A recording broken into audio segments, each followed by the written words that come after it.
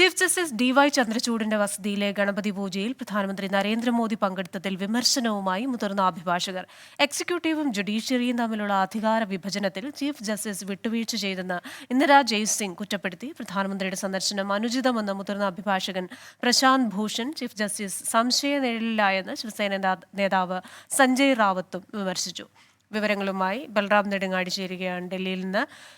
ബൽറാം, അപൂർവമായ ഒരു കൂടിക്കാഴ്ച. അത് ജുഡീഷ്യറിയിലെയും എക്സിക്യൂട്ടീവിലെയും തലപ്പത്തിരിക്കുന്ന രണ്ടുപേർ തമ്മിലാകുമ്പോൾ അത് ഭരണഘടനാപരമായ ചില പ്രശ്നങ്ങൾ കൂടി ഉയർത്തുന്നുണ്ട് എന്ന് വലിയ തോതിൽ വിമർശനം വരുന്നുണ്ടല്ലോ. ഈ അവസരത്തിൽ എന്താണ് ഏറ്റവും പുതിയ വിവരം?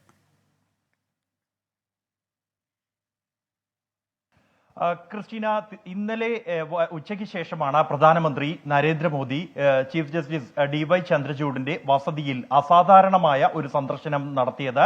അദ്ദേഹത്തിന്റെ വസതിയിലെ ഗണേശ ചതുർത്ഥിയുമായി ബന്ധപ്പെട്ടുള്ള പൂജാ ചടങ്ങിൽ പ്രധാനമന്ത്രി പങ്കെടുക്കുന്ന ദൃശ്യങ്ങളും ചിത്രങ്ങളും പ്രധാനമന്ത്രി തന്നെ പങ്കുവച്ചു. ഇതിനെതിരെയാണ് നിയമമേഖലയിൽ നിന്ന് തന്നെ വ്യാപകമായ വിമർശനങ്ങൾ ഉയർന്നിരിക്കുന്നത്. മുതിർന്ന അഭിഭാഷക ഇന്ദിരാ ജയ്സിംഗ് ഈ എക്സിക്യൂട്ടീവും ജുഡീഷ്യറിയും തമ്മിൽ വിട്ടുവീഴ്ച ചെയ്തു എന്നാണ് ചീഫ് ജസ്റ്റിസിന് നേരെ വിമർശനവുമായാണ് രംഗത്തെത്തിയിരിക്കുന്നത്.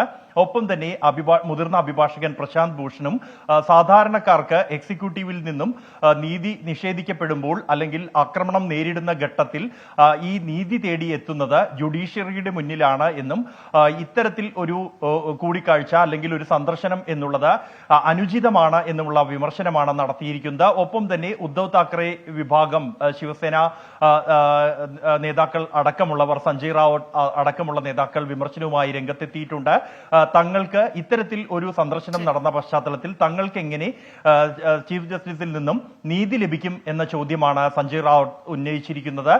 സമാനമായി ജുഡീഷ്യറിയിലെ വിവിധ സംഘടനകൾ ഭരണഘടന വാഗ്ദാനം ചെയ്യുന്ന സ്വതന്ത്ര ജുഡീഷ്യറി എന്നതിൽ ചോദ്യങ്ങൾ ഉയർത്തുന്നതാണ് പ്രധാനമന്ത്രി ചീഫ് ജസ്റ്റിസിന്റെ വസതിയിൽ പങ്കെടുത്ത പൂജ എന്ന വിമർശനം വരുന്നുണ്ട്. ഇതുമായി ബന്ധപ്പെട്ട വിശദാംശങ്ങൾ നൽകിയത് ബൽറാം നെടുങ്ങാടിയാണ്.